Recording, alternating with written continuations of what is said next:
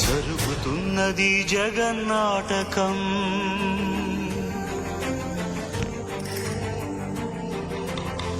పురాతనపు పురాణ వర్ణన, పైకి కనబడుతున్న కథనం, నిత్య జీవన సత్యమని భాగవత లీలల అంతరార్థం. జరుగుతున్నది జగన్నాటకం.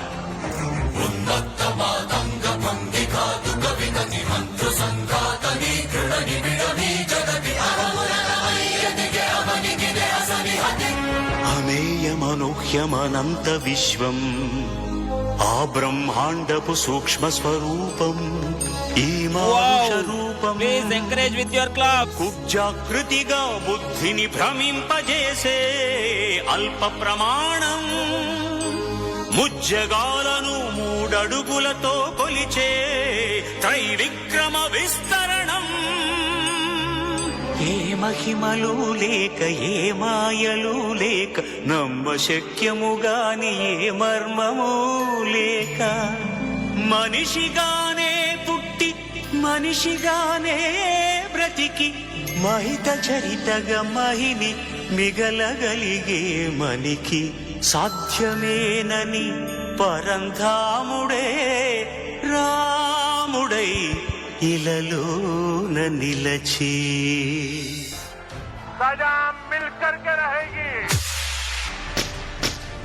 ఇప్పటిదాకా ఏ దేశం మీద ముందుగా మనం దాడి చేసినట్టు భారతదేశ చరిత్రలో లేదు. 1947, 65, 71, 99.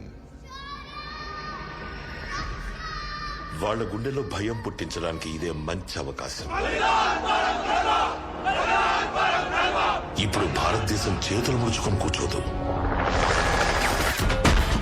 సరిహద్దున నువ్వు లేకుంటే కను బాబా కంటి నిండుగా నిద్రపోదురా నిద్రపోదురా.